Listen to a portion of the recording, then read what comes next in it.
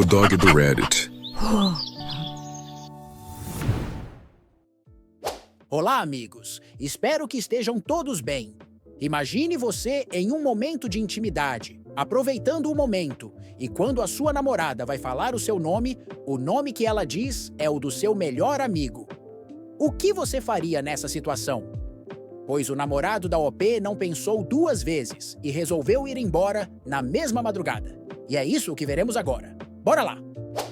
Eu disse o nome do melhor amigo do meu namorado na cama. Ele imediatamente ficou estranho, e depois, enquanto eu dormia, se mudou do nosso apartamento sem dar satisfações. Todo mundo age como se eu tivesse sabotado deliberadamente meu relacionamento ao dizer o nome de outro homem no momento mais íntimo possível.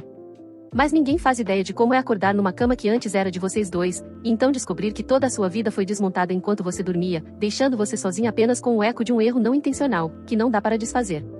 Acordei naquele sábado de manhã esperando encontrar Beto ao meu lado na nossa cama, talvez planejando um fim de semana preguiçoso de café, Netflix e aquela intimidade confortável que fazia nosso relacionamento de 18 meses parecer tão estável e promissor. A gente vinha falando sobre nos mudar para um lugar maior juntos, talvez até ficar noivos até o fim do ano, construindo um futuro que parecia sólido e inevitável. Em vez disso, me vi sozinha numa cama que parecia enorme e fria, cercada por espaços vazios onde antes estavam as coisas do Beto. O lado dele no armário tinha sido completamente esvaziado. Nada de roupas, nada de sapatos, nenhum item pessoal acumulado ao longo dos meses em que ele praticamente morava comigo. O banheiro parecia um quarto de hotel depois do check-out, com todos os vestígios da presença dele sistematicamente removidos, a escova de dentes, a lâmina, a colônia e o shampoo especial que ele usava para o cabelo cacheado. Tudo tinha sumido, como se ele nunca tivesse vivido ali. Mas a descoberta mais devastadora foi o que encontrei sobre a mesa da cozinha. A cópia da chave do meu apartamento que era dele, ao lado de um papel com o número de telefone do Léo escrito, e um bilhete que dizia: "Você conseguiu o que queria.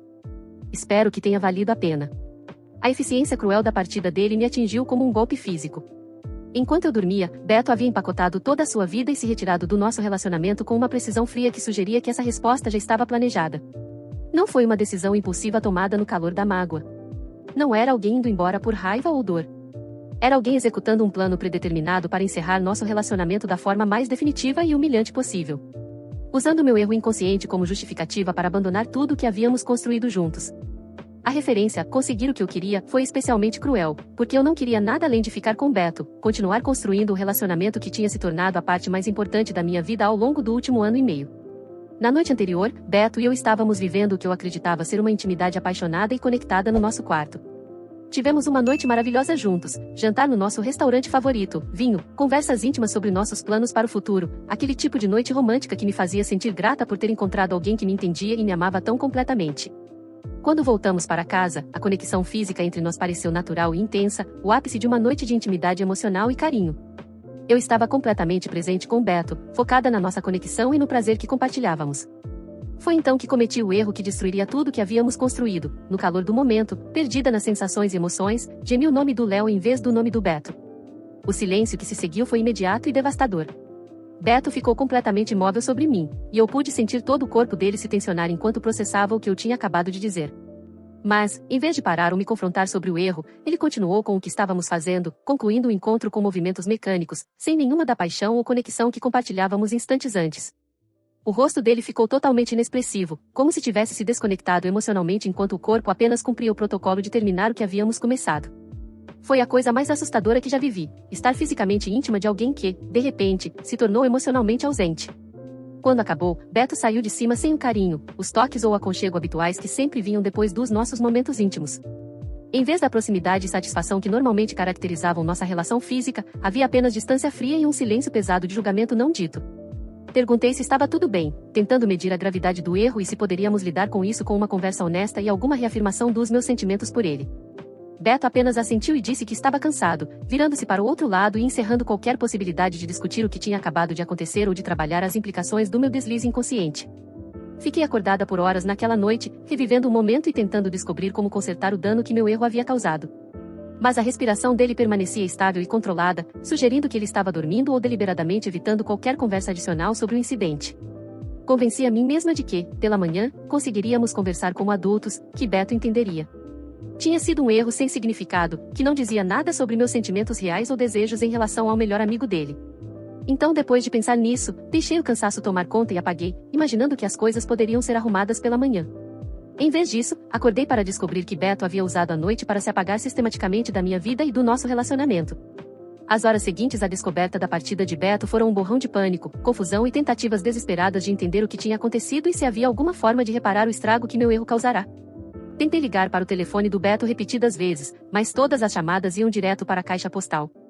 Quando tentei enviar mensagens, elas apareciam como entregues, mas permaneciam não lidas, sugerindo que ele estava evitando deliberadamente qualquer comunicação comigo. A conta compartilhada da Netflix que usávamos há meses de repente exigiu uma nova senha, indicando que Beto havia alterado o login como parte do processo sistemático de separar nossas vidas. Nossa playlist compartilhada do Spotify foi apagada. A assinatura do casal na academia que compramos foi cancelada, e até pequenas assinaturas em conjunto, como serviços de entrega de refeições, foram encerradas. O mais devastador foi descobrir que eu havia sido removida do grupo da família do Beto, pessoas que me acolheram calorosamente ao longo do último ano e me incluíam ativamente em planos de feriados e encontros familiares. O silêncio repentino dessas pessoas, que me tratavam como uma futura nora, deixou claro que Beto tinha contado a elas o que aconteceu, e que elas ficaram do lado dele sem questionar. À tarde, comecei a receber mensagens de amigos em comum perguntando o que tinha acontecido e se era verdade que eu tinha dito o nome do Léo durante minha intimidade com o Beto. A velocidade com que essa informação se espalhou pelo nosso círculo social foi ao mesmo tempo humilhante e chocante, sugerindo que Beto havia falado com várias pessoas sobre o término. Em vez de manter nossos assuntos privados em sigilo, as perguntas dos amigos não foram solidárias nem empáticas. Eram acusatórias e cheias de julgamento, como se eu tivesse cometido uma traição imperdoável, e não cometido um erro inconsciente no momento íntimo. Minha colega que morava ao lado, Jennifer, acabou preenchendo algumas lacunas, explicando que tinha visto Beto tirando seus pertences do apartamento às 3 da manhã, colocando caixa após caixa no carro com uma determinação eficiente que sugeria que ele vinha planejando aquela saída havia horas. Segundo Jennifer, Beto ficou completamente em silêncio durante todo o processo de mudança, não respondendo às tentativas dela de puxar conversa nem de pedir alguma explicação sobre por que ele estava indo embora no meio da noite. Ele simplesmente empacotou tudo que era dele e foi embora de carro, sem deixar qualquer informação sobre para onde estava indo ou se pretendia voltar. A imagem de Beto desmontando sistematicamente a nossa vida em comum enquanto eu dormia era perturbadora e cruel, sugerindo um nível de cálculo e frieza que eu nunca tinha visto nele durante todo o nosso relacionamento. No meu desespero para entender o que tinha acontecido e, quem sabe, salvar nosso relacionamento, decidi entrar em contato diretamente com Léo, na esperança de que ele pudesse oferecer alguma percepção sobre o estado de espírito do Beto ou servir como intermediário para nos ajudar a atravessar aquela crise. A conversa foi breve e devastadora. Léo atendeu o telefone no primeiro toque, mas o tom dele ficou imediatamente frio e distante quando percebeu quem estava ligando. Quando tentei explicar que tinha cometido um erro inocente e precisava da ajuda dele para entender por que Beto tinha reagido de forma tão extrema, Léo me interrompeu com uma resposta seca, dizendo para eu não envolvê-lo no drama que eu tinha criado com o melhor amigo dele, antes mesmo que eu pudesse dar mais contexto ou pedir ajuda para entrar em contato com Beto. Léo deixou claro que não queria se envolver na situação e que eu deveria resolver meus problemas de relacionamento sem colocá-lo no meio. Me lembrou que ele era amigo do Beto e ficaria ao seu lado. Em seguida, ele desligou e bloqueou meu número imediatamente, deixando claro que não tinha nenhum interesse em me ajudar a reparar os danos ou servir como ponte de comunicação entre Beto e eu. A rejeição de Léo foi particularmente dolorosa, porque significava que eu tinha perdido o acesso à pessoa que mais conhecia Beto, e que talvez pudesse me ajudar a entender o que tinha provocado uma reação tão extrema a algo que eu ainda acreditava ser um erro perdoável. Nos dias seguintes, tentei entrar em contato com outros amigos em comum e familiares que pudessem estar dispostos a me defender ou, ao menos, fornecer alguma informação sobre o paradeiro de Beto e seu estado emocional. Mas todos que procurei ou ignoraram completamente minhas mensagens ou responderam com respostas curtas e desconfortáveis, deixando claro que já tinham ouvido a versão do Beto e não tinham interesse em escutar a minha perspectiva nem em ajudar em qualquer tentativa de reconciliação. A natureza sistemática da saída de Beto e a resposta coordenada do nosso círculo social sugeriam que ele tinha passado um bom tempo explicando a situação a todas as pessoas importantes da nossa vida em comum, garantindo que elas entendessem a decisão dele e não fossem simpáticas às minhas tentativas de contato ou de consertar o relacionamento. Uma semana após o desaparecimento de Beto, compareci a uma festa organizada por amigos em comum, na esperança de encontrá-lo lá e finalmente ter a chance de explicar o que realmente tinha acontecido e tentar salvar alguma coisa do nosso relacionamento. Beto estava, de fato, na festa, mas não estava sozinho. Ele estava de mãos dadas com uma mulher que eu nunca tinha visto antes, alguém que claramente era o novo interesse romântico dele, e não apenas uma amiga ou conhecida casual. A visão dos dois juntos já foi devastadora por si só, mas o que tornou tudo ainda mais doloroso foi o quão confortáveis e felizes eles pareciam. Beto sorria e ria de um jeito que eu não via havia semanas no fim do nosso relacionamento, sugerindo que a conexão que ele tinha encontrado com aquela mulher lhe trazia uma satisfação e uma alegria que, aparentemente, nosso relacionamento já não oferecia. Quando Beto me viu do outro lado do cômodo, ele não pareceu culpado nem desconfortável por estar sendo visto com alguém novo tão pouco tempo depois do nosso término. Em vez disso, manteve contato visual firme e continuou a conversa com a nova companhia, deixando claro que não sentia vergonha nem arrependimento por ter seguido em frente tão rapidamente. Eventualmente, criei coragem para me aproximar, esperando ao menos conseguir algum tipo de encerramento ou entendimento sobre por que ele tinha escolhido acabar com nosso relacionamento de forma tão abrupta e definitiva por algo que eu ainda considerava um erro pequeno. Beto se desculpou com a acompanhante e veio falar comigo, mas o comportamento dele era completamente diferente do homem caloroso e afetuoso por quem eu tinha sido apaixonada durante 18 meses. Ele foi educado, porém distante, tratando-me como uma conhecida, e não como alguém com quem tinha compartilhado intimidade e planos para o futuro. Quando comecei a me desculpar por ter dito o nome do Léo e tentei explicar que tinha sido um erro sem significado, que não dizia nada sobre meus sentimentos reais, Beto me interrompeu com uma resposta que revelou o verdadeiro motivo do fim do nosso relacionamento. Ele disse que não se tratava do nome que eu tinha dito durante nossa relação íntima. O problema era o fato de eu não ter percebido que tinha dito aquilo. Segundo Beto, o deslize inconsciente revelava algo sobre onde realmente estavam minha atenção e meus desejos, algo de que eu talvez não tivesse consciência ou não quisesse admitir sobre meus sentimentos em relação ao melhor amigo dele. Ele explicou que alguém verdadeiramente presente e focado no parceiro não cometeria esse tipo de erro. E que o fato de eu nem sequer ter me dado conta do que tinha dito até ele ficar em silêncio provava que eu estava pensando em Léo, em vez de estar emocionalmente conectada ao homem com quem eu estava naquele momento. Essa revelação me atingiu como um golpe físico, porque eu não conseguia negar a precisão da observação dele. Eu realmente não tinha percebido o erro de imediato, não tinha ficado horrorizada por dizer o nome de outro homem, nem tinha entendido por que Beto tinha se calado até muito depois. Do ponto de vista do Beto, aquilo não tinha sido um deslize inocente. Era a prova de que eu tinha fantasiado sobre o melhor amigo dele enquanto estava sendo íntima com ele, e que minha mente inconsciente tinha revelado desejos que eu vinha escondendo até de mim mesma. Antes que eu pudesse responder ou tentar me defender dessa interpretação, Beto voltou para junto da nova companhia e continuou a noite como se nossa conversa nunca tivesse acontecido. Sozinha naquela festa, observando Beto rir e flertar com alguém que claramente tinha toda a atenção e o afeto dele, finalmente entendi que nosso relacionamento tinha acabado no exato momento em que eu disse o nome do Léo, não por causa do erro em si, mas por causa do que ele revelou sobre meu estado mental e emocional. Diante da rejeição definitiva de Beto a qualquer possibilidade de reconciliação nas semanas e meses seguintes, fui forçada a encarar algumas verdades desconfortáveis sobre meu comportamento e sobre os reais motivos que levaram nosso relacionamento a terminar de forma tão abrupta e completa.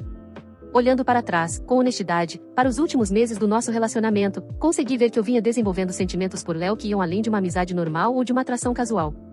Ele passava mais tempo no nosso apartamento, e eu me pegava ansiosa pelas visitas dele de um jeito que provavelmente não era apropriado para alguém em um relacionamento sério.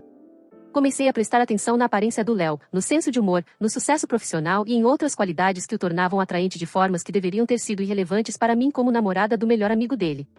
Eu vinha comparando Beto e Léo de forma inconsciente, anotando mentalmente áreas em que Léo parecia mais empolgante, bem-sucedido ou fisicamente atraente. Os sinais estavam ali havia meses, mas eu estava presa demais à minha própria negação para reconhecê-los pelo que realmente eram. Comecei a me vestir de forma diferente quando sabia que Léo apareceria, escolhendo roupas mais valorizadoras ou reveladoras do que aquelas que eu normalmente usava no apartamento durante conversas em grupo. Passei a direcionar mais da minha atenção para Léo, rindo mais das piadas dele, fazendo perguntas de acompanhamento sobre o trabalho e os interesses dele, me envolvendo de maneiras que iam além da simples cordialidade social. Comecei a buscar oportunidades para passar tempo a sós com Léo, sugerindo idas para tomar café quando Beto estava ocupado, oferecendo-me para ajudá-lo com tarefas e criando situações em que pudéssemos ter conversas privadas, cada vez mais íntimas e pessoais. A prova mais condenatória da minha infidelidade emocional foi o fato de eu ter começado a confidenciar a Léo os problemas do meu relacionamento com Beto, compartilhando frustrações e preocupações que deveriam ter sido discutidas diretamente com Beto, e não com o melhor amigo dele. Essas conversas criaram um nível de intimidade e compreensão entre mim e Léo que violava claramente os limites de uma amizade apropriada. Eu o transformei no meu confidente e sistema de apoio emocional de maneiras que minaram meu relacionamento com Beto, mesmo que nenhum deles percebesse. Passei a tratar Léo como uma alternativa romântica em potencial, em vez de manter a distância adequada como o melhor amigo do meu namorado. Mesmo que o Léo agisse de forma um pouco afastada, sem se aproximar completamente, minha mente inconsciente vinha processando esses sentimentos inadequados mesmo quando minha mente consciente tentava negar a existência deles. O deslize inconsciente durante a nossa intimidade não tinha sido um erro aleatório. Foi o meu subconsciente provavelmente revelando atrações e fantasias que eu vinha desenvolvendo ao longo do tempo, mas que não estava disposta a reconhecer conscientemente. A decisão de Beto de encerrar nosso relacionamento de forma imediata e definitiva não tinha sido um exagero diante de um erro pequeno. Tinha sido o reconhecimento de que eu havia sido emocionalmente infiel, mesmo sem ter agido fisicamente de acordo com meus sentimentos pelo melhor amigo dele. A natureza calculada da saída dele, removendo a si mesmo e todos os seus pertences enquanto eu dormia, foi a forma que Beto encontrou de se proteger de novas traições e de garantir que eu não pudesse manipulá-lo a aceitar comportamentos que violavam os limites dele. Durante os nossos 18 meses juntos, Beto provavelmente vinha percebendo minha atenção crescente a Léo, mesmo que eu mesma não percebesse. Minha tendência de inserir Léo em conversas e situações onde ele não deveria estar. Beto deve ter me observado cruzar limites por meses, esperando que eu reconhecesse o que estava fazendo e escolhesse priorizar nosso relacionamento em vez de alimentar sentimentos pelo melhor amigo dele. A noite em que eu disse o nome do Léo foi a confirmação final de que Beto precisava. Eu já não estava emocionalmente presente no nosso relacionamento. A forma sistemática como ele informou amigos e familiares em comum sobre o que havia acontecido não teve a intenção de me humilhar. Foi a maneira que Beto encontrou de garantir que todos entendessem por que ele tinha encerrado o relacionamento e que ninguém o pressionasse a se reconciliar com alguém que já tinha provado não ser digna de confiança quando se tratava de compromisso emocional exclusivo. De forma ainda mais dolorosa, percebi que a transição rápida de Beto para um novo relacionamento não era prova de que nossa conexão não tivesse significado nada para ele. Era prova de que ele era capaz de formar vínculos genuínos e focados com pessoas capazes de retribuir essa exclusividade, em vez de manter lealdades divididas e atrações secretas. A mulher que eu vi acompanhando na festa representava tudo aquilo que eu não consegui ser para Beto. Alguém cuja atenção e afeto estavam verdadeiramente focados nele, e não dispersos entre múltiplos interesses românticos em potencial. A presença dela na vida dele tão pouco tempo depois do nosso término não era evidência de que ele tivesse sido infiel ou de que nosso relacionamento não tivesse significado nada. Era prova de que ele estava emocionalmente disponível para uma conexão genuína porque não vinha cultivando sentimentos inadequados por outras pessoas enquanto tentava construir algo exclusivo comigo. O contraste entre a capacidade de Beto de se comprometer totalmente com uma única pessoa e a minha incapacidade de manter limites apropriados, mesmo dentro de um relacionamento que eu dizia valorizar, revelou diferenças fundamentais nas nossas formas de encarar o amor e a lealdade. Eu vinha tratando relacionamentos românticos como um buffet, onde podia experimentar diferentes conexões emocionais enquanto esperava que meu parceiro principal aceitasse atenção dividida e lealdades concorrentes. Beto, por outro lado, tratava nosso relacionamento como uma parceria exclusiva, que exigia fidelidade emocional total e atenção focada de ambos. O apartamento que antes parecia nosso lar compartilhado agora parecia um monumento à minha incapacidade de manter limites adequados e fidelidade emocional em um relacionamento com alguém que merecia lealdade e atenção completas. Cada espaço vazio onde antes estavam as coisas do Beto servia como um lembrete dos meus erros. Não só isso, eram provas do que acontece quando você toma a confiança de alguém como garantida, enquanto permite que sua mente e seu coração vagueiem em direções inadequadas, destruindo o relacionamento que você afirma valorizar acima de tudo. Alguns erros revelam verdades sobre nosso caráter e nossas prioridades que não podem ser explicadas nem perdoadas. E alguns relacionamentos simplesmente não sobrevivem à revelação de que um dos parceiros vinha mantendo conexões emocionais secretas que violam a base de confiança e exclusividade que relacionamentos comprometidos exigem.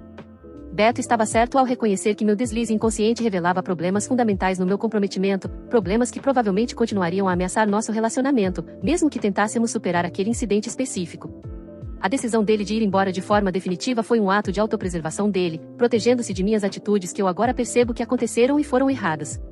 O silêncio no meu apartamento agora não é apenas a ausência da voz do Beto. É o som das consequências de eu ter deixado minha atenção e meus desejos vagarem, enquanto eu esperava que meu parceiro aceitasse uma lealdade dividida disfarçada de amizade inocente. Comentários sobre o relato. A OP não foi a vítima de apenas um acidente infeliz, mas a autora consciente de uma sequência de escolhas egoístas que corroeram o relacionamento por dentro antes mesmo do erro final dela. Ela cruzou limites repetidamente, alimentou uma intimidade emocional imprópria, usou o melhor amigo do parceiro como confidente, espelho de desejo e válvula de escape, tudo enquanto mantinha a pose de alguém comprometida. O deslize na cama não foi a causa, foi a prova, o momento em que a verdade escapou sem filtro e revelou o que ela já vinha cultivando havia meses. Quanto ao Léo, embora não tenha saído sem culpa alguma, já que aceitou ouvir confidências e permitiu algumas aproximações dela, ao menos ele agiu bem em não se envolver nessa confusão, se afastando dela e apoiando o amigo. No fim, o Beto fez o que devia ter feito, se afastou sem dar maiores satisfações. E aí, meus amigos, beleza? O que vocês acharam desse relato? Me digam nos comentários. E se possível, deixem o like, hypem o vídeo e se inscrevam no canal. Valeu demais! Abraços! Espero que tenham curtido o vídeo de hoje. Um agradecimento especial aos membros do canal pelo suporte. Todos vocês ajudam demais. Considere você também se tornar um membro e se juntar à matilha. Muito obrigado por assistir. Inscreva-se e deixe o like. Abraços.